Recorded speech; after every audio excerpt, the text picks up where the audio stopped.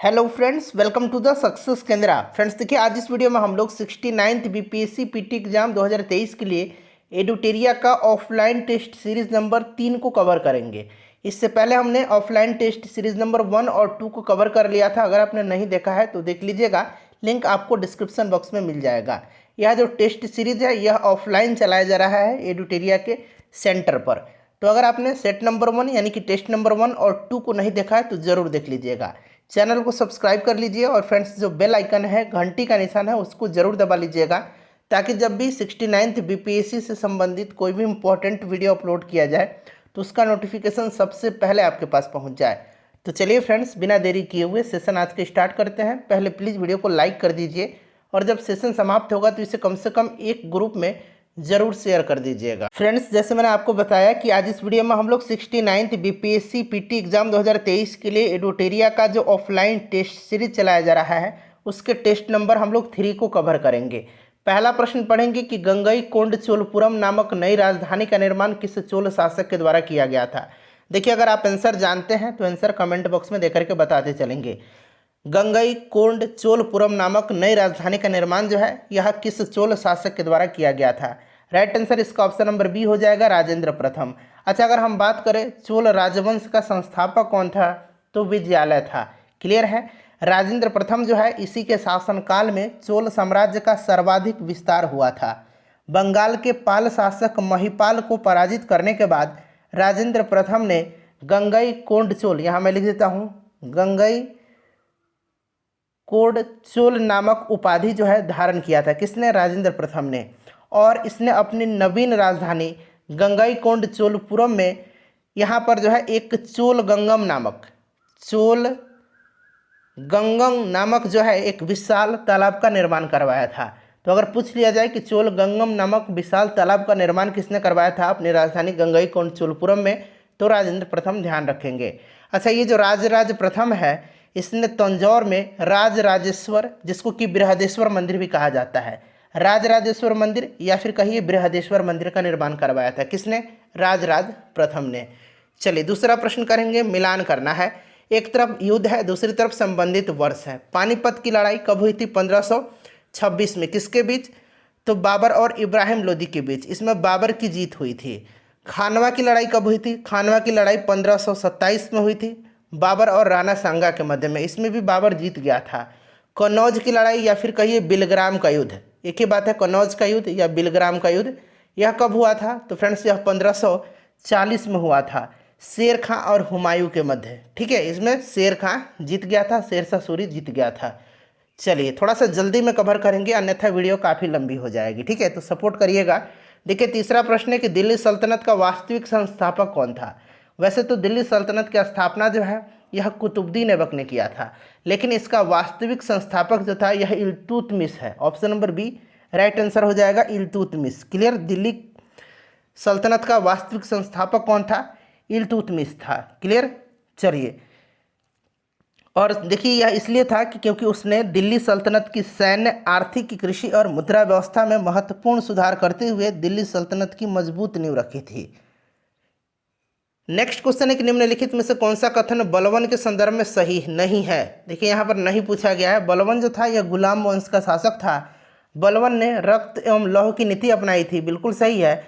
40 दल, यह जो 40 दल हुआ करता था, 40 गुलाम सरदारों का एक संगठन था जो तुर्कान चिहलगानी के नाम से जाना जाता था।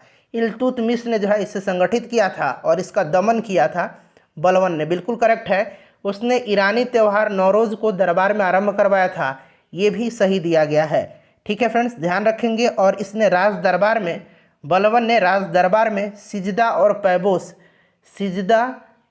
और पैबोस नामक जो है प्रथा की शुरुआत जो है इसी ने किया था।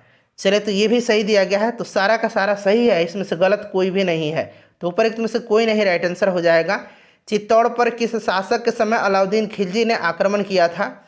चित्तौड़ पर आक्रमण किया था, चित्तौड़ जो था यह मेवाड़ की राजधानी थी और 1303 ईस्वी में जो है गहलोत राजवंश के शासक रतन सिंह को पराजित करके अलाउद्दीन खिलजी ने, ठीक है, पराजित करके मेवाड़ को दिल्ली में मिला लिया था।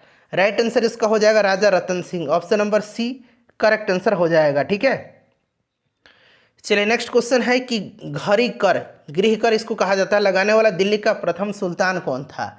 देखिए फ्रेंड्स, हमने दृष्टि का practice set 69th BPSC PT exam 2023 के लिए 2 प्रैक्टिस सेट कवर कराया हुआ है, उसको भी देख लीजिएगा, लिंक डिस्क्रिप्शन बॉक्स में मिल जाएगा।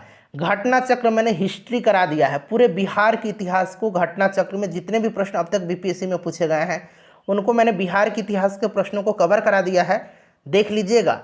चलिए राइट आंसर इसका क्या हो जाएगा, राइट आंसर इसका हो जाएगा Alauddin Khilji. Option number C Alauddin Khilji. Alauddin Khilji ने राजस्व में वृद्धि के लिए घरी कर यानी कि गृह कर लगाया था, और साथ ही साथ इसने दुधारू पशुओं पर भी चराई कर लगाया था। आपको पता है कि अलाउद्दीन खिलजी के शासनकाल में भू राजस्व दर जो था यह उपज का आधा भाग था, यानी कि 50% था। क्लियर है, right answer option number C हो जाएगा। और देखिए फ्रेंड्स, ब्राह्मणों पर जजिया कर लगाने वाला पहला शासक कौन था, तो फ्रेंड्स यह कौन था जजिया कर लगाने वाला, फिरोज शाह तुगलक था, ये भी आप ध्यान रखेंगे। चलिए नेक्स्ट क्वेश्चन है कि दिल्ली सल्तनत के किस सुल्तान ने फलों की गुणवत्ता सुधारने हेतु उपाय किए थे, तो यह शासक फिरोज शाह तुगलक था। इसने अपनी बागवानी में रुचि के कारण दिल्ली एवं उसके आसपास के क्षेत्र में 1200 नए बाग लगवाए और फलों की गुणवत्ता सुधारने का प्रयास किया था। फिरोज शाह तुगलक हो जाएगा। शेर शाह ने किस शासक को पराजित करके हजरत आला की उपाधि धारण किया था। प्रश्न वैसे भी बनता है कि हजरत आला की उपाधि किसने धारण किया था, तो शेर शाह ने धारण किया था। यह किसको पराजित करके जो है यह उपाधि धारण किया था, तो फ्रेंड्स इसका राइट आंसर हो जाएगा Nusrat Shah. Option number C correct answer हो जाएगा। बंगाल के शासक नुसरत शाह को पराजित करके शेर खां यानी कि शेर शाह ने हजरत आला की उपाधि धारण किया था।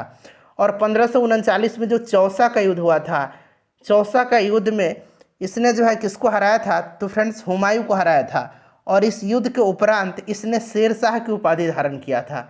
शेर खां इसका नाम था, और चौसा के युद्ध के बाद इसने शेर शाह की उपाधि धारण किया। ठीक है, चलिए कौन सा युग्म जो है सही सुमेलित नहीं है, यहाँ पर देखिएगा फ्रेंड्स, दीवाने अर्ज जो था यह क्या था, एक सैन्य विभाग था, बलवन ने इसकी स्थापना किया था, तो ये वित्त विभाग दिया गया, गलत है। दीवाने अमीर कोही यह एक कृषि विभाग था। ठीक है, कृषि विभाग था दीवाने अमीर कोही, तो ये सही दिया गया है। दीवाने इंसा जो था यह पत्राचार विभाग था, ये भी सही है। तो गलत पूछा गया है, सुमेलित नहीं है, तो ऑप्शन नंबर ए जो होगा इसका राइट आंसर हो जाएगा। चलिए क्वेश्चन नंबर 10 कर लेंगे। कश्मीर के किस शासक को कश्मीर का अकबर कहा जाता है, तो देखिए फ्रेंड्स, कश्मीर के किस शासक को कश्मीर का अकबर कहा जाता है, तो ये कहा जाता है जैनुल आबदीन को। जैनुल आबदीन की उदार जन कल्याणकारी और सहिष्णुतावादी नीतियों के कारण उसे कश्मीर का अकबर कहा जाता है। और कश्मीर में मूल्य नियंत्रण व्यवस्था के लागू करने के कारण उसको कश्मीर का अलाउद्दीन खिलजी भी कहा जाता है। तो इसे भी ध्यान रखेंगे, अगर प्रश्न पूछा जाए कि कश्मीर का अकबर और कश्मीर का अलाउद्दीन खिलजी किसे कहा जाता है, तो जैनुल आबदीन को। देखिए निम्नलिखित में से दिल्ली सल्तनत के किस शासक ने सर्वप्रथम भारत में सैन्य विभाग दीवाने अर्ज की स्थापना किया था, तो अभी मैंने बताया था दीवाने अर्ज बलवन ने किया था। नेक्स्ट है हमारा कि विजयनगर साम्राज्य के किस शासक ने चीन के सम्राट के पास अपना राजदूत भेजा था, तो ये कौन था, यह बुक्का प्रथम था। बुक्का प्रथम था। ठीक है, बुक्का प्रथम 1374 में चीन के सम्राट के पास इसने अपना दूत मंडल भेजा था। ठीक है, बुक्का प्रथम को वेद मार्ग प्रतिष्ठापक की उपाधि प्राप्त है। वेद मार्ग प्रतिष्ठापक की उपाधि प्राप्त है किसको, तो ध्यान रखेंगे बुक्का प्रथम को। चलिए नेक्स्ट क्वेश्चन है कि देवराय द्वितीय को निम्न में से कौन सी उपाधि प्राप्त थी। देवराय द्वितीय को कौन सी उपाधि जो है प्राप्त थी, देवराय द्वितीय को बताइए राइट आंसर क्या हो जाएगा। इमादी देवराय की उपाधि प्रदान किया गया था इनको, इमादी देवराय। ठीक है फ्रेंड्स, उसके बाद गजबेटकर अर्थात हाथियों की शिकारी की उपाधि भी है। तो यहाँ पर देखिए दिया गया है गजबेटकर और इमादी देवराय, यानी कि एक से ज़्यादा जो है राइट आंसर इसका हो जाएगा। ठीक है, option number D correct answer हो जाएगा। चलिए नेक्स्ट क्वेश्चन कर लेंगे। अगला प्रश्न है हमारा कि दिल्ली सल्तनत में निम्नलिखित में से कौन सा कर गैर मुसलमानों से लिया जाता था। तो देखिए गैर मुसलमानों से जो लिया जाता था, यहाँ पर देखिएगा ये जजिया कर के बारे में जान लीजिए। जजिया कर क्या था, तो जजिया कर गैर मुसलमानों पर लगाया जाने वाला धार्मिक कर था, ये तो एक हो गया। उसके बाद देखिएगा खराज क्या था, खराज भी गैर मुसलमानों पर भूमि कर था। जक़ात जो था, जक़ात क्या था, ज़कात मुसलमानों पर धार्मिक कर था। तो गैर मुसलमानों से पूछा गया है तो आपका बी हो जाएगा और सी हो जाए, एक मिनट, ए हो जाएगा और बी हो जाएगा। ठीक है, जजिया और खराज। ज़कात जो था यह मुसलमानों पर एक प्रकार का धार्मिक कर होता था। तो एक से अधिक इसका राइट आंसर हो जाएगा। ठीक है, एक से अधिक इसका राइट आंसर हो जाएगा। चलिए नेक्स्ट क्वेश्चन कर लेंगे कि निम्नलिखित में से किसने संगीत शास्त्र पर संगीत राज, संगीत मीमांसा, संगीत रत्नाकर, सुप्रबंध आदि ग्रंथ लिखा था। तो ये लिखा था किसने? राणा कुंभा ने। किसने लिखा था? राणा कुंभा ने लिखा था, ध्यान रखेंगे। चलिए, राणा कुंभा एक महान संगीतकार एवं कुशल वीणा वादक था। नेक्स्ट क्वेश्चन हमारा कि निम्नलिखित में से किसने बहमनी साम्राज्य की राजधानी गुलबर्गा के स्थान पर बीदर स्थानांतरित किया था? बताइए राइट आंसर क्या हो जाएगा। पहले जो थी राजधानी गुलबर्गा थी और गुलबर्गा के स्थान पर बीदर को अपनी राजधानी बनाया था शहाबुद्दीन अहमद प्रथम ने। ठीक है, शहाबुद्दीन अहमद प्रथम ने। राइट आंसर इसका ऑप्शन नंबर बी हो जाएगा। नेक्स्ट क्वेश्चन है कि यहाँ पर देखिए, मिथफा उल फुतूह की रचना किस मध्यकालीन लेखक के द्वारा किया गया? तो ये किया गया था किसके द्वारा? अमीर खुसरो के द्वारा। अमीर खुसरो के द्वारा किया गया था। ठीक है, याद रखेंगे, अमीर खुसरो के द्वारा। Option number C correct answer हो जाएगा। चलिए, और अगर ताजुल मासिर एक पूछा जाता है, ताजुल मासिर, ताजुल मासिर किसकी रचना है? तो ताजुल मासिर जो है यह हसन निजामी की रचना है, इसे भी आप ध्यान रखेंगे। चलिए, बाबर ने अपनी आत्मकथा बाबरनामा में किस शासक को समकालीन भारत का सबसे शक्तिशाली राजा बताया है? तो ये बताया है कृष्णदेव राय को। ठीक है, कृष्णदेव राय को बताया है।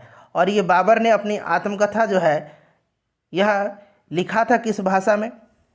तुर्की में लिखा था। और इसका फारसी में अनुवाद अब्दुल रहीम खान खाना ने किया था।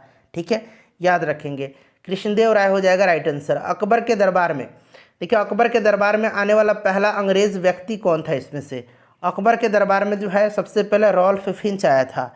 रॉल्फ फिंच राइट आंसर हो जाएगा। ठीक है, रॉल्फ फिंच फतेहपुर सीकरी और आगरा पहुंचने वाला पहला अंग्रेज व्यापारी और यात्री था।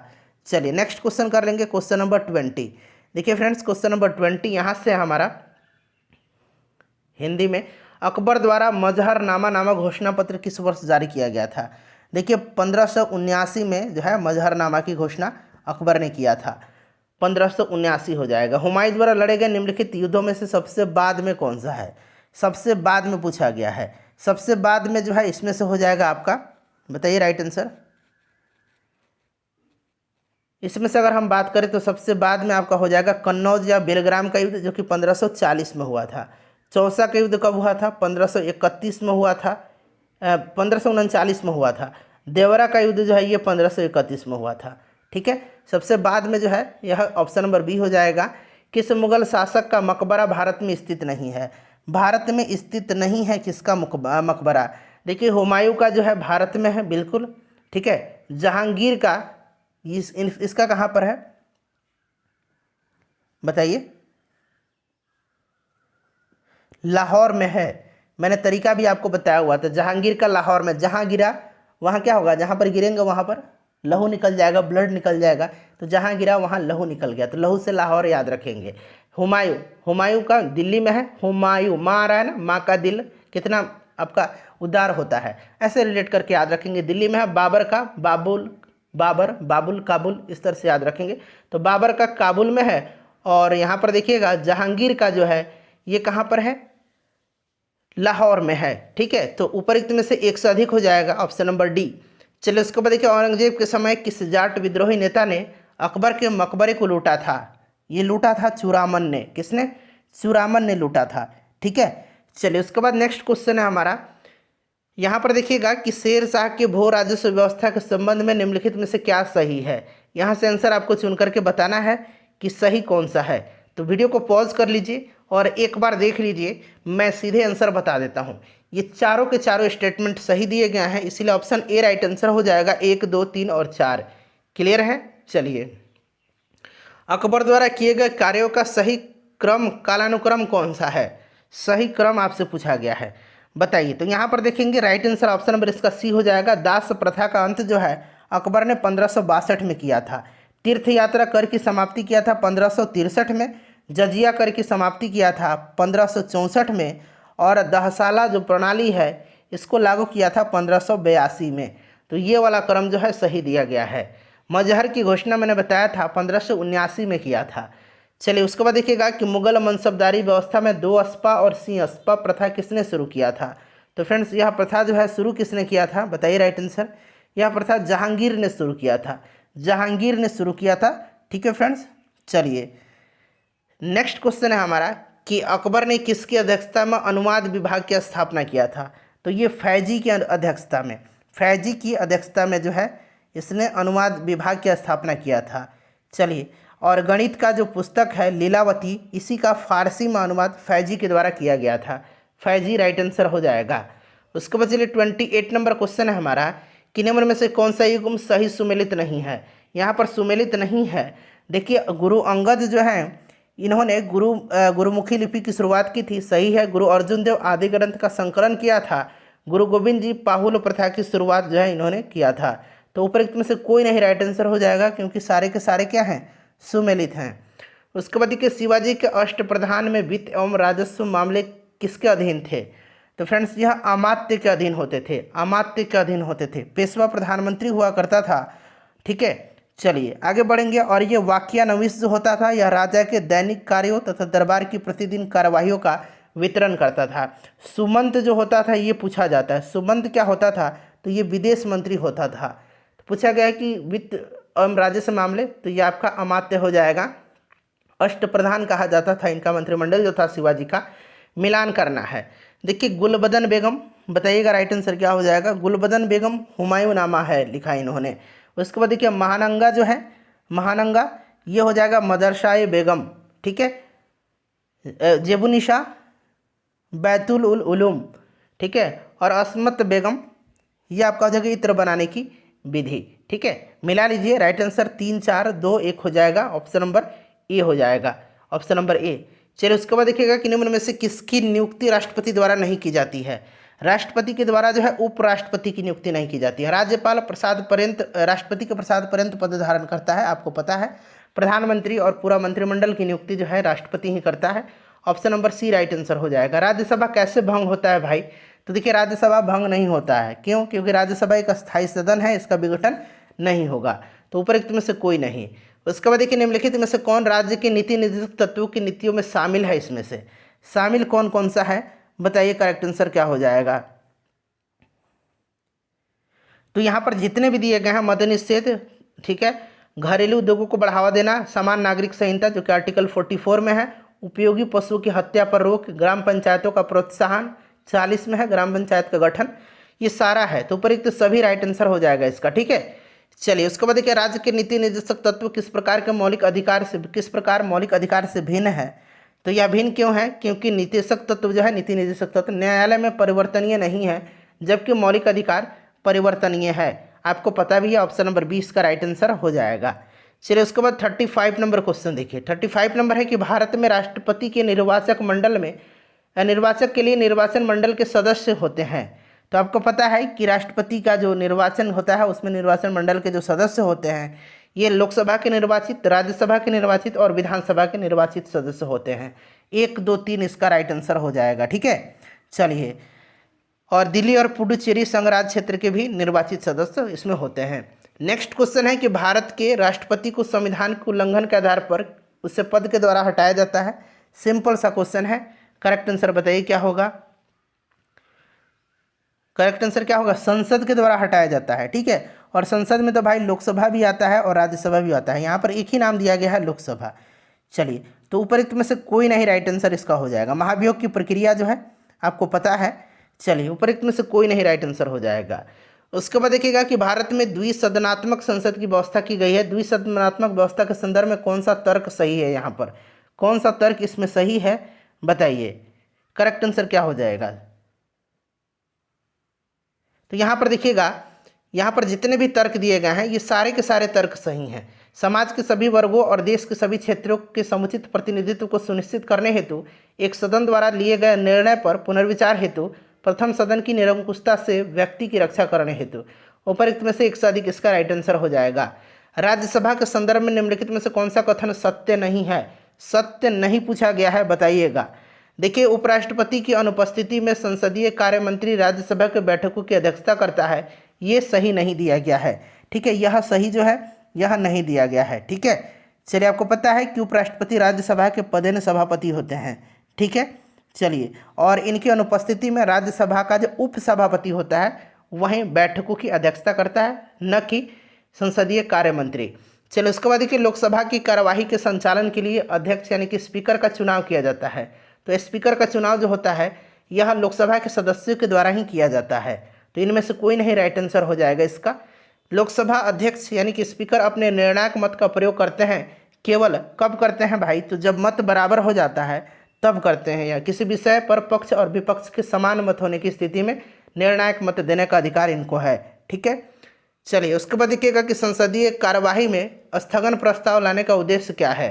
स्थगन प्रस्ताव लाने का उद्देश्य है सार्वजनिक महत्व के निश्चित अति आवश्यक मुद्दे पर बहस करने हेतु। Option number A right answer इसका हो जाएगा। चलिए 42 नंबर क्वेश्चन है कि भारत के उच्चतम न्यायालय के न्यायाधीशों के संदर्भ में निम्नलिखित में से कौन सा कथन सही है। सही कथन इसमें से पूछा गया है कौन है। उच्चतम न्यायालय के प्रत्येक न्यायाधीश की नियुक्ति राष्ट्रपति के द्वारा की जाती है। ये बिल्कुल जो है सही दिया गया है।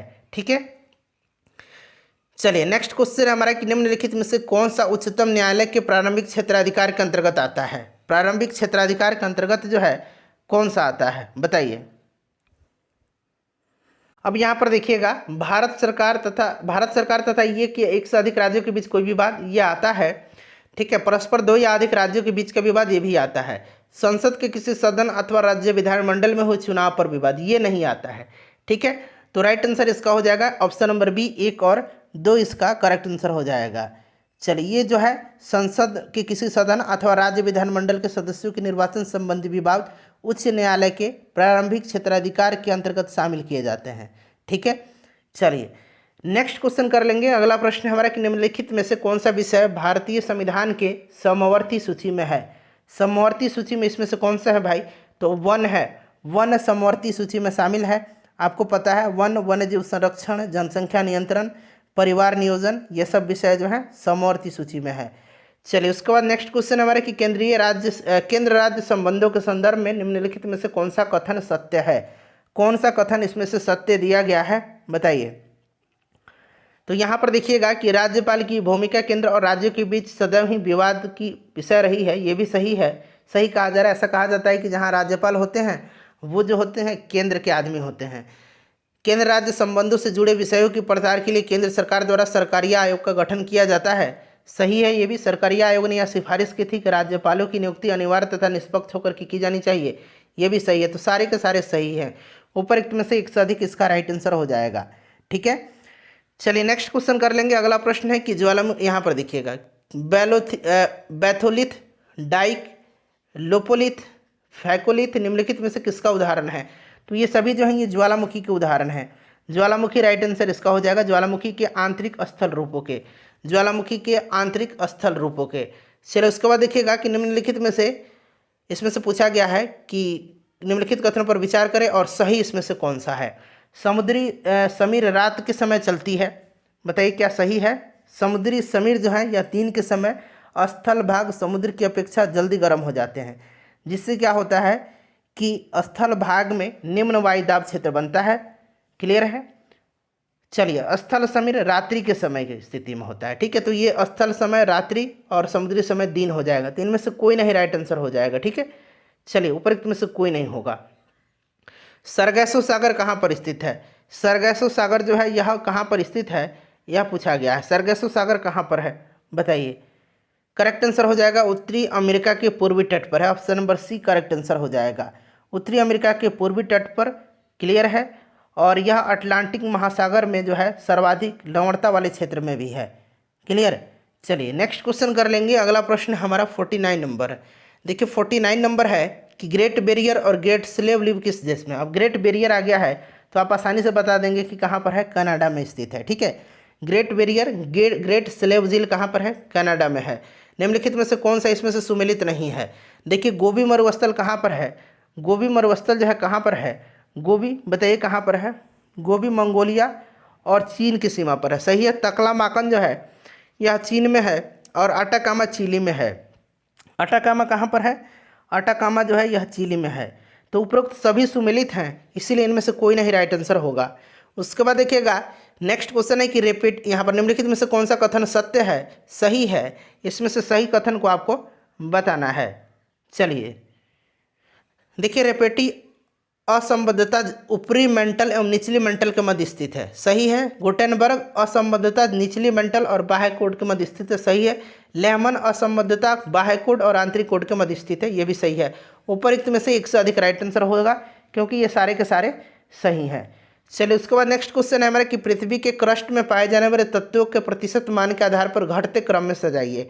घटते क्रम में सजाना है तो सबसे पहले तो आपका यहाँ पर आ जाएगा पहले नंबर पर ऑक्सीजन सबसे ज़्यादा, फिर दूसरे पर सिलिकॉन, फिर तीसरे पर एल्युमिनियम और चौथा पर लोहा। ऑप्शन नंबर सी हो जाएगा राइट आंसर, ठीक है। ये क्रम से चारों का है, सबसे ज़्यादा ऑक्सीजन। नेक्स्ट क्वेश्चन हमारा कि पारिस्थितिकी तंत्रों में एक स्तर से दूसरे स्तर पर औसत ऊर्जा का स्थानांतरण होता है, बताइएगा करेक्ट आंसर क्या होगा। औसत ऊर्जा का स्थानांतरण होता है 10%, ठीक है, 10% राइट आंसर इसका हो जाएगा। निम्नलिखित में से कौन ग्रीन हाउस गैस है यहाँ पर,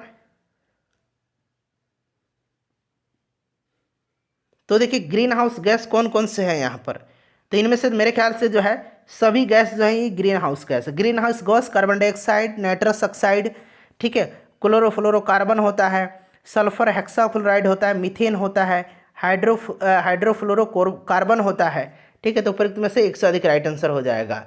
चलिए निम्नलिखित में से कौन सा सही सुमेलित है यहाँ पर, देखिए नार्वेस्टर जो है ये न्यूजीलैंड में चलने वाली हवा है, ठीक है। ब्लैक रोलर जो है, ब्लैक रोलर यह उत्तरी अमेरिका से चलने वाली एक प्रकार की गर्म और धूल भरी हवा है, तो ये गलत हो गया। ब्रिक फिल्डर जो है, ब्रिक फिल्डर यह ऑस्ट्रेलिया के विक्टोरिया में चलती है, तो ये उत्तरी अमेरिका गलत हो जाएगा, ये उल्टा दिया गया है, ये वाला सही है।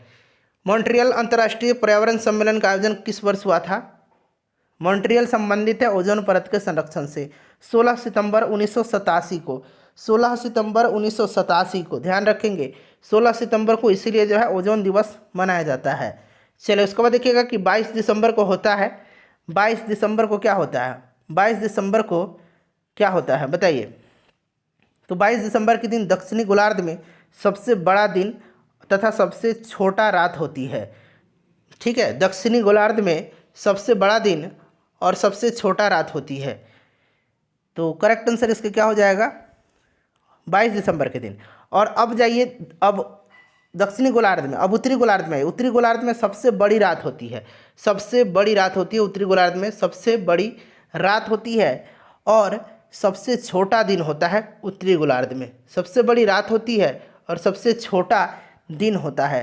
तो अब यहाँ पर देखिएगा बी और सी सही हो जाएगा इस तरह से, इसीलिए ऑप्शन नंबर डी उपरोक्त में से एक से अधिक राइट आंसर हो जाएगा।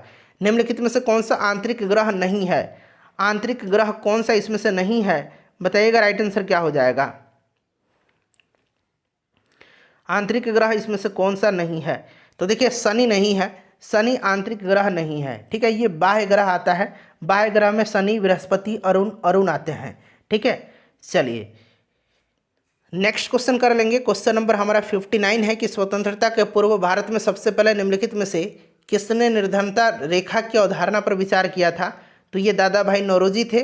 भारत में गरीबी रेखा के नीचे तेंदुलकर समिति के अनुसार रहने वाले लोगों का प्रतिशत कितना है, तो बताइए प्रतिशत 22% है, 22% राइट आंसर हो जाएगा। तेंदुलकर समिति का गठन 2009 में किया गया था, क्लियर है।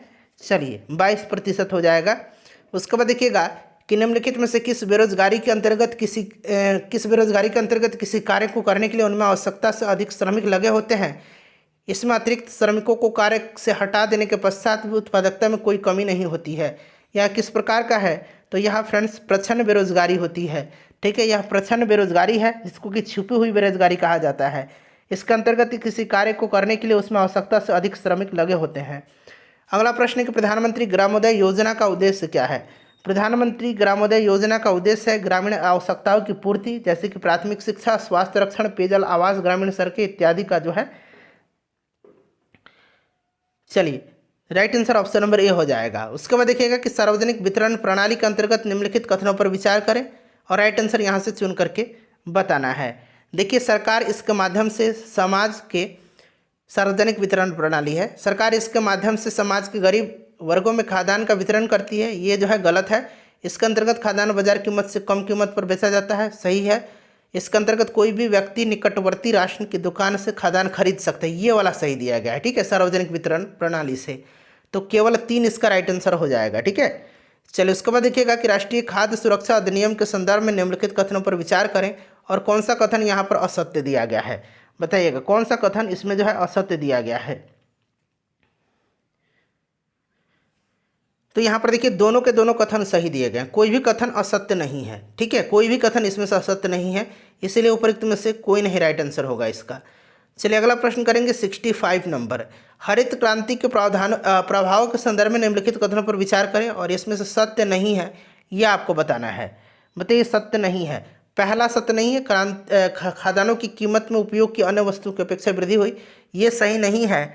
उसके बाद देखिएगा तीसरा भी सही नहीं है, इसका अधिकांश लाभ बड़े किसानों की तुलना में छोटे किसानों को प्राप्त हुआ, ये भी सही नहीं है। तो राइट आंसर इसका क्या हो जाएगा, राइट आंसर इसका 1 और 3 हो जाएगा, जो कि ऑप्शन नंबर सी में दिया गया है।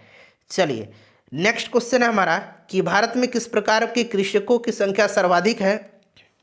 तो छोटे कृषक और सीमांत कृषक की संख्या सबसे ज़्यादा है। उसके बाद देखिए भुगतान संतुलन शब्द का प्रयोग निम्नलिखित में से किसके संदर्भ में किया जाता है। तो फ्रेंड्स यह आयात निर्यात के संबंध में किया जाता है। भुगतान संतुलन में शामिल होगा, भुगतान संतुलन में शामिल होगा, बताइएगा क्या होगा, दृश्य व्यापार मध्य, अदृश्य व्यापार मध्य और इसमें ऋण को शामिल किया जाता है, यानी कि तीनों को। तो उपरोक्त में से एक से अधिक। ब्रेटन वुड्स सम्मेलन के किन संस्थाओं की स्थापना की गई थी ब्रेटन वुड्स सम्मेलन में। तो इसमें जो है फ्रेंड्स किसकी की गई थी, बताइएगा राइट आंसर, बताइए करेक्ट आंसर क्या हो जाएगा। देखिए इसमें जो है ब्रेटन वुड्स सम्मेलन कब हुआ था, 1944 में। अंतर्राष्ट्रीय मुद्रा कोष यानी कि इंटरनेशनल मॉनेटरी फंड और विश्व बैंक की स्थापना की गई थी, IMF और विश्व बैंक, यानी कि राइट आंसर 1 और 2 हो जाएगा। उसके बाद एक अंतर्राष्ट्रीय मुद्रा कोष के संदर्भ में निम्नलिखित में से कौन सा कथन जो है यह सत्य है, सत्य कथन बताना है आपको। तो इसमें से ऑप्शन सी है, यह केवल सदस्य देशों को ही ऋण प्रदान करता है, option number C correct answer हो जाएगा, ठीक है। अब यहाँ से साइंस का प्रश्न है कि अल्फा किरणों के संबंध में निम्नलिखित में से कौन सा कथन सत्य है, बताइएगा। अल्फा किरण जो होती है ये धनावेशित होती है, ठीक है, धनावेशित अल्फा कणों की बनी होती है अल्फा किरणें। बताइए राइट आंसर इसका क्या हो जाएगा, करेक्ट आंसर इसका 1 से अधिक हो जाएगा, ठीक है, करेक्ट आंसर जो होगा इसका 1 से अधिक हो जाएगा, 1 से अधिक, ठीक है। ये फोटोग्राफिक प्लेट को काला कर देती है, देखिए फोटोग्राफिक प्लेट को काला कर देती है, बिल्कुल सही दिया गया है। विद्युत किरणें अल्फा किरणें विद्युत क्षेत्र में ऋण आवेशित प्लेट की ओर विक्षेपित हो जाती हैं, बिल्कुल ये जो है विक्षेपित हो जाती हैं, ठीक है, ऋण आवेशित प्लेट की ओर, और अल्फा किरणें प्रदीप्ति उत्पन्न करती हैं, ये भी जो है सही दिया गया है। तो 1 से अधिक इसका राइट आंसर हो जाएगा, ठीक है। चलिए नेक्स्ट क्वेश्चन है 72 नंबर कि जल अपघटन में ऊर्जा के किस रूप में उत्पन्न होती है। जल अपघटन में ऊर्जा किस रूप में उत्पन्न होती है, बताइएगा राइट आंसर क्या हो जाएगा, करेक्ट आंसर इसका क्या हो जाएगा, तो उष्मा के रूप में, ठीक है, उष्मा के रूप में। H2SO4 में S का ऑक्सीडेशन नंबर पूछा जा रहा है, किसका, S का ऑक्सीडेशन नंबर, तो इसका +6 हो जाता है, +6 हो जाएगा, ठीक है। चलिए उसके बाद नेक्स्ट क्वेश्चन कर लेंगे कि निम्नलिखित में से कौन कॉपर का अयस्क नहीं है। कॉपर का अयस्क जो नहीं है ये इसमें से कौन सा नहीं है, तो कैसिटेराइट हो जाएगा, कैसिटेराइट नहीं है, ठीक है, यह टीन का अयस्क है। अगला प्रश्न हमारा कि प्लास्टर ऑफ पेरिस रासायनिक रूप से क्या कहलाता है, तो यह कैल्शियम सल्फेट हेमीहाइड्रेट कहलाता है, कैल्शियम सल्फेट हेमीहाइड्रेट कहलाता है, ठीक है, ऑप्शन नंबर सी हो जाएगा राइट आंसर। मिश्र धातु में से किस पदार्थ के संयोग से यहाँ पर देखिएगा निष्कलंक इस्पात यानी कि स्टेनलेस स्टील अचुंबकीय हो जाते हैं, बताइए राइट आंसर इसका क्या हो जाएगा। तो इसका करेक्ट आंसर निकेल होता है, ऑप्शन नंबर बी हो जाएगा निकेल, ठीक है, निकेल हो जाएगा इसका करेक्ट आंसर। नेक्स्ट क्वेश्चन है कि एथिलीन का उपयोग किस में किया जाता है। एथिलीन का उपयोग जो है यह फलों को कृत्रिम विधि से पकाने में भी किया जाता है। उसके अलावा अगर हम बात करें तो इथिलीन का प्रयोग जो होता है यह एनेस्थेसिक के रूप में भी होता है, निश्चेतक रूप में पॉलीथीन बनाने में भी होता है। तो 1 से अधिक राइट आंसर हो जाएगा। निम्नलिखित में से कौन सा बहुलक जैव निम्नीकृत नहीं किया जा सकता है, तो यह PVC है, पॉलीविनाइल क्या कहा जाता है इसको, पॉलीविनाइल क्लोराइड कहा जाता है।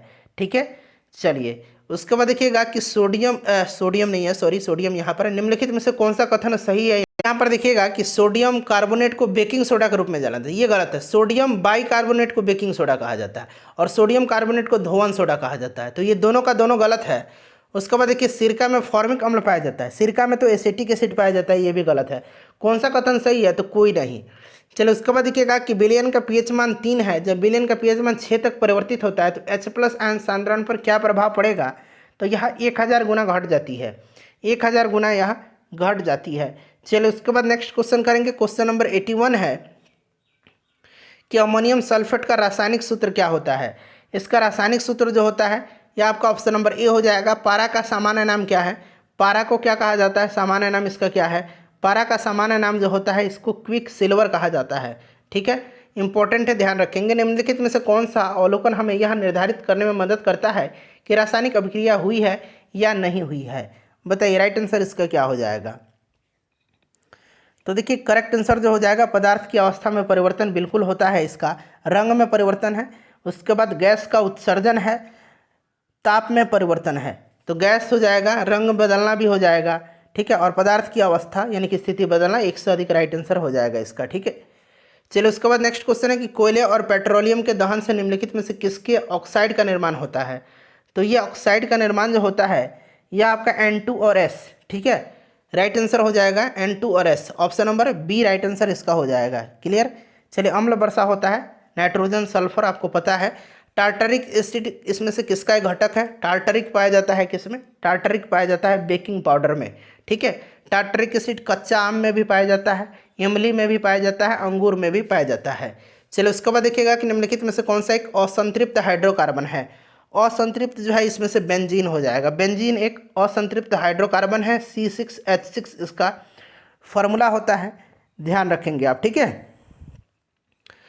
पीवीसी का पूर्ण रूप क्या है, पॉलीविनाइल क्लोराइड, मैंने बताया था, ऑप्शन नंबर ए हो जाएगा राइट आंसर इसका। एक मिनट के क्लोरेट दिया गया है, क्लोराइड होता है, इनमें से कोई नहीं राइट आंसर होगा। ठीक है, चलिए धोवन सोडा को हाइड्रोक्लोरिक अम्ल के साथ अभिक्रिया करने पर कौन सी गैस निकलती है, तो यह गैस निकलेगी कौन सी, carbon dioxide, carbon dioxide gas निकलती है। ठीक है, दुर्लभ गैस से यानी कि रेयर गैस से सामान्यतः रासायनिक रूप से अक्रिय होती हैं, क्योंकि उनका इलेक्ट्रॉनिक विन्यास जो होता है ये स्थिर होता है, यानी कि उनके टोटल कोष जो हैं उनमें टोटल फुल इलेक्ट्रॉन होते हैं, ऑप्शन नंबर ए हो जाएगा। उसके बाद देखिए नाइट्रोजन के किस ऑक्साइड को लाफिंग गैस के रूप में जाना जाता है, तो फ्रेंड्स यह नाइट्रस ऑक्साइड है, नाइट्रस ऑक्साइड है, option number A correct answer हो जाएगा।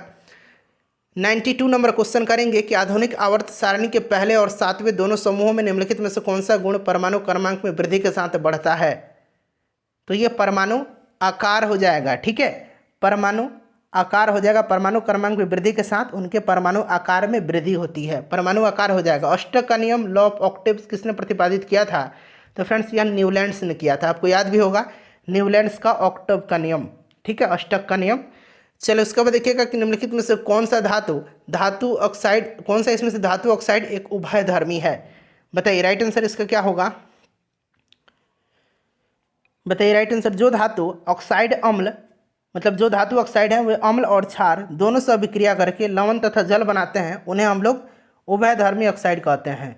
अब यहाँ पर देखिएगा आयरन ऑक्साइड दिया गया है, आयरन ऑक्साइड। ठीक है, तो देखिए एल्युमिनियम ऑक्साइड जो होता है यह उभयधर्मी होता है और जिंक ऑक्साइड भी उभयधर्मी होता है, तो एक से अधिक इसका राइट आंसर हो जाएगा ऑप्शन नंबर डी। ठीक है, चलिए नेक्स्ट क्वेश्चन कर लेंगे।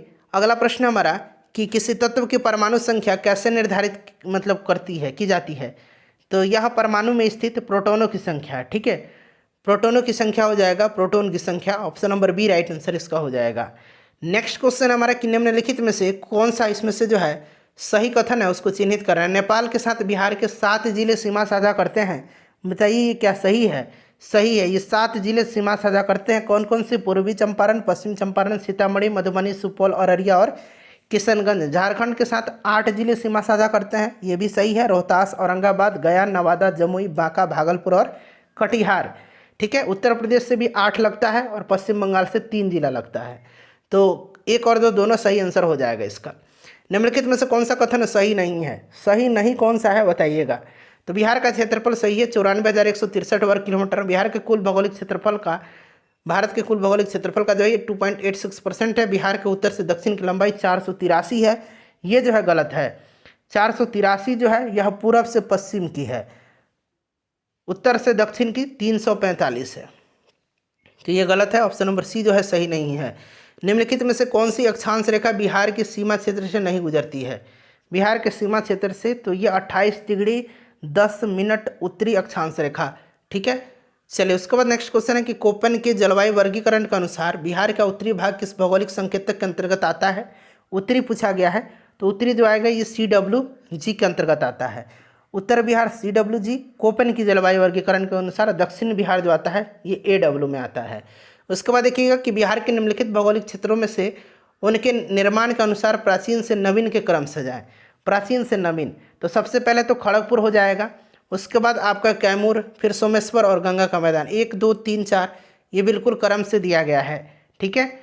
चलिए उसके बाद नेक्स्ट क्वेश्चन कर लेंगे। अगला प्रश्न है हमारा क्वेश्चन नंबर 101 कि निम्नलिखित में से कौन सी नदी समूह उत्तर प्रदेश से बिहार में प्रवेश करती है?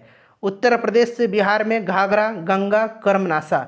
Option number B right answer हो जाएगा। बिहार के किस, ये प्रीवियस ईयर का क्वेश्चन है, बिहार की किस नदी पर बहुउद्देशीय परियोजना निर्मित नहीं है? तो बहुउद्देशीय परियोजना गंगा नदी पर कोई भी निर्मित नहीं है, कोसी पर है, ठीक है, और गंडक पर भी है। गंडक पर जो है याद रहेगा आपको। चलिए उसके बाद नेक्स्ट क्वेश्चन कर लेंगे कि नागिनट्टी जो है यह वन्य जीव अभयारण्य किस जिले में है? नागिनट्टी आपको याद है जमुई में है। कौन सी मिट्टी बिहार में पाई जाती है? कौन सी मिट्टी बिहार में पाई जाती है? तो राइट आंसर इसका क्या हो जाएगा? बिहार में जो है इनमें से कौन सी मिट्टी पाई जाती है? तो यहाँ पर देखिए बिहार में करेल, यहाँ पर देखिए करेल कैवाल की भी मिट्टी पाई जाती है दक्षिण बिहार में। टाल मिट्टी भी दक्षिण बिहार में पाई जाती है और बलथर मिट्टी भी पाई जाती है, ठीक है। तो राइट आंसर 100 अधिक हो जाएगा इसका। उसके बाद देखिए 2011 की जनगणना के अनुसार बिहार का लिंगानुपात कितना है? 2011 की जनगणना के अनुसार बिहार का लिंगानुपात 918 है, ठीक है। बिहार में निम्नलिखित में से किसका 95% तक उत्पादन होता है?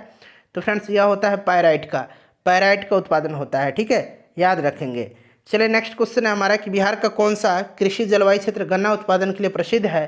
तो यह जो है जोन 1 है। जोन 1 राइट आंसर हो जाएगा। जोन 1 उत्तर पश्चिम बिहार के क्षेत्र हैं, उत्तर पश्चिम बिहार के, और इसमें 13 जिले जो हैं शामिल हैं। करेक्ट आंसर जोन 1 हो जाएगा। ब्रह्मकुंड बिहार में कहाँ पर स्थित है? तो ब्रह्मकुंड जो है ये कहाँ पर है? राजगीर में है। यह जलकुंड है, सूर्यकुंड, नानक कुंड, ये सब कहाँ पर है? राजगीर में ही है। चलो उसके बाद हमारा क्वेश्चन है कि कालीन उत्पादन के लिए प्रसिद्ध ओबरा बिहार के किस जिले में स्थित है? ओबरा जो है ये औरंगाबाद में है। बिहार औद्योगिक क्षेत्र विकास प्राधिकरण की स्थापना कब हुई थी? तो फ्रेंड्स बियाडा आप जानते हैं 1974 में इसकी स्थापना की गई थी, 1974 में, इसलिए उपरोक्त में से कोई नहीं राइट आंसर होगा। अक्टूबर 2022 में डेनमार्क के फाउंडेशन फॉर एनवायरमेंट एजुकेशन द्वारा भारत के किस राज्य या केंद्र शासित प्रदेश के 2 समुद्री तटों को ब्लू फ्लैग प्रमाणन प्रदान किया गया? बताइए राइट आंसर इसका क्या हो जाएगा? तो करेक्ट आंसर इसका लक्षद्वीप हो जाएगा, ठीक है, लक्षद्वीप हो जाएगा। चलिए, और भारत में अब इसके साथ 12 ब्लू फ्लैग समुद्र प्रमाणन तट है। 112 नंबर प्रश्न है कि हाल ही में प्रधानमंत्री नरेंद्र मोदी ने भारत के किस शहर में महाकाल लोक गलियारा परियोजना के पहले चरण का उद्घाटन किया है? तो इन्होंने कहाँ पर? उज्जैन में किया है, महाकाल की नगरी उज्जैन में। हर घर गंगा जल योजना के संबंध में कौन सा कथन सही नहीं है? सही नहीं पूछा गया है। तो यहाँ पर देखेंगे तो यह योजना बिहार सरकार के द्वारा जल जीवन हरियाली मिशन के तहत शुरू की गई है, सही है। इसका पहला चरण राजगीर में शुरू किया गया और दूसरा चरण नवादा में, सही है। इसके तहत प्रत्येक लाभार्थी को पीने और घरेलू उद्देश्यों के लिए प्रतिदिन 135 लीटर गंगा जल प्राप्त होगा, ये भी सही है। तो कोई भी कथन इसमें से सही जो है नहीं है, चूँकि कोई भी कथन सही गलत नहीं है। प्रश्न पूछा गया सही नहीं है, तो सारे के सारे सही हैं, इसीलिए उपरोक्त में से कोई नहीं होगा। देखिए ड्रोन के माध्यम से दवाइयाँ पहुँचाने के लिए भारत का पहला ड्रोन स्टेशन कहाँ स्थापित किया गया है? तो फ्रेंड्स यह मेघालय में किया गया है। कहाँ पर? मेघालय में किया गया है। चलिए, नवंबर 2022 में प्रधानमंत्री नरेंद्र मोदी ने किस शहर में स्टैचू ऑफ प्रोस्पेरिटी का अनावरण किया था? तो स्टैचू ऑफ प्रोस्पेरिटी का अनावरण जो है इन्होंने बेंगलुरु में किया था। स्टैचू ऑफ इक्वलिटी कहाँ पर है? तो हैदराबाद में है। स्टैचू ऑफ बिलीफ राजस्थान में है और स्टैचू ऑफ यूनिटी गुजरात में है, ध्यान रखेंगे, ठीक है। चलिए राइट आंसर आपका बेंगलुरु हो जाएगा। उसके बाद देखिए टाइम मैगजीन द्वारा 2022 में पर्सन ऑफ द ईयर किसे चुना गया है? पर्सन ऑफ द ईयर किसे चुना गया है? तो ये चुना गया है व्लादिमीर जेलेंस्की को।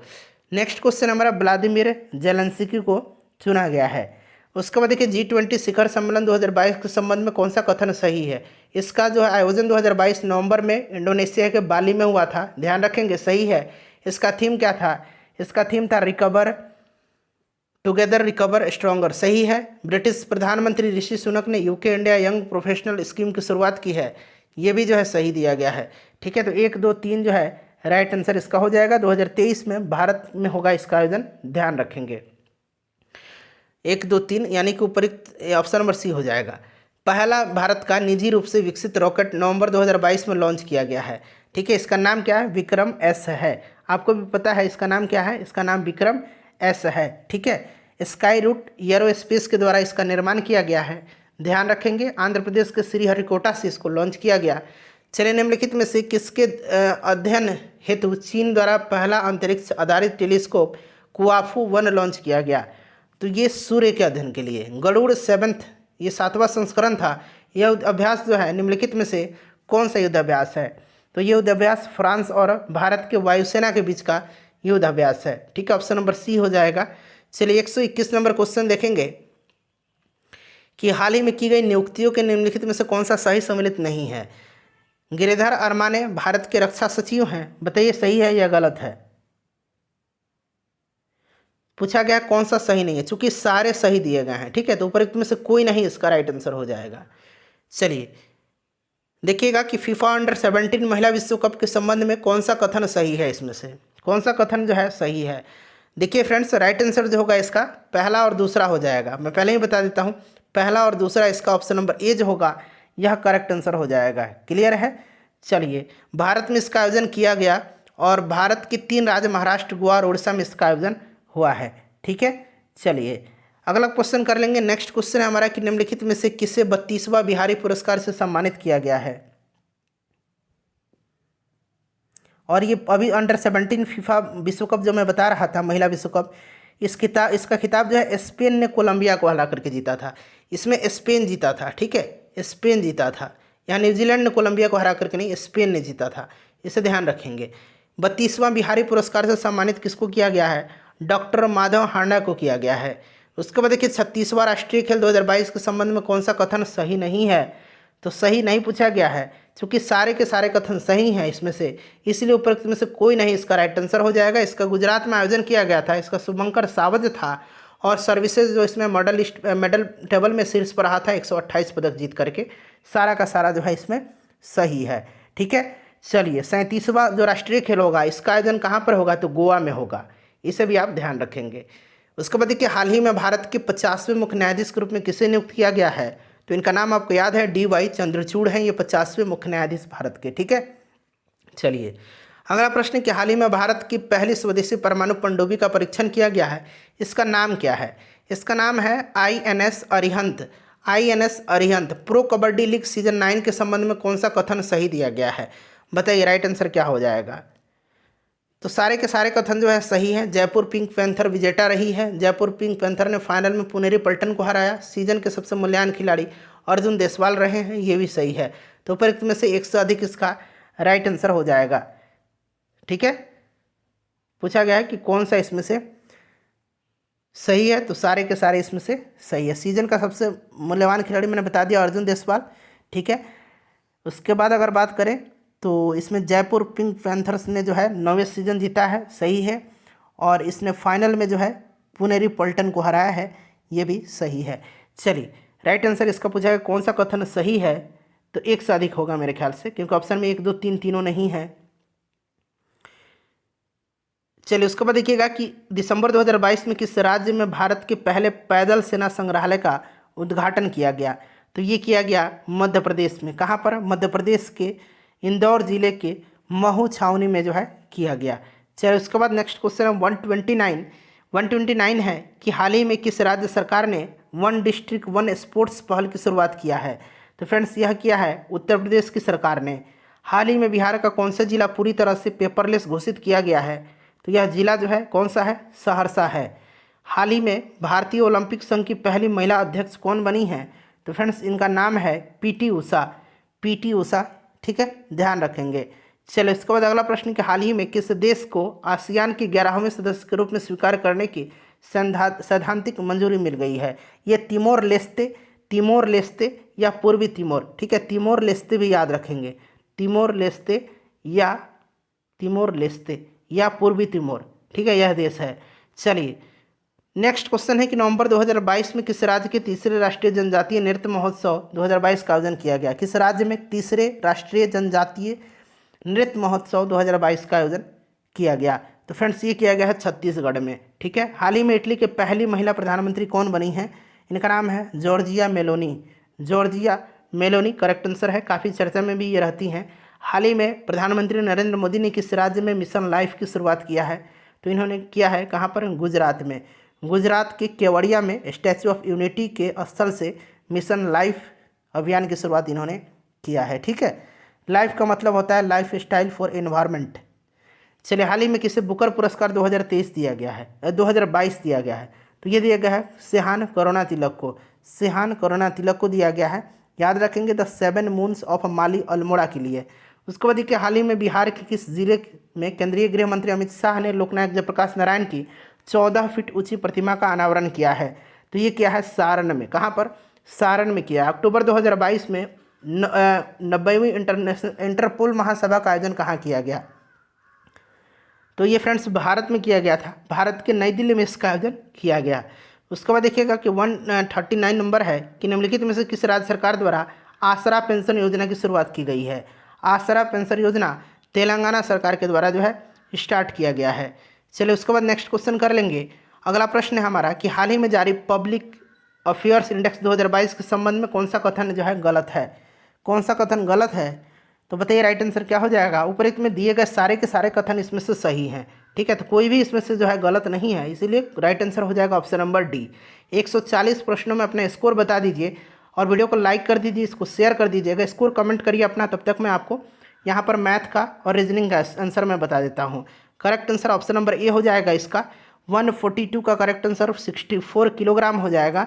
एक बार आप लोग सॉल्व भी कर लेंगे, उसके बाद इसका 20 हो जाएगा, ठीक है। चलिए 144 का जो करेक्ट आंसर होगा वो मैं आपको बता देता हूँ, ऑप्शन नंबर डी हो जाएगा, उपरोक्त में से कोई नहीं, क्योंकि इसका आंसर जो आएगा वो 700 रुपया आएगा, ठीक है, 700 रुपया आएगा इसका आंसर। चलिए 145 नंबर देखिएगा, इसका जो करेक्ट आंसर हो जाएगा 1.25 रुपया प्रति संतरा हो जाएगा। 146 का जो करेक्ट आंसर होगा वो आपका 18 आम हो जाएगा, ठीक है। चलिए उसके बाद नेक्स्ट क्वेश्चन है कि 147 नंबर, इसका जो करेक्ट आंसर होगा फ्रेंड्स वो आपका 400 रुपया हो जाएगा। 148 का जो करेक्ट आंसर होगा, 148 का करेक्ट आंसर 5 वर्ष हो जाएगा। 149 का जो करेक्ट आंसर होगा ये 6400 रुपया हो जाएगा। और आखिरी क्वेश्चन है 150, इसका जो करेक्ट आंसर होगा वो 100% हो जाएगा।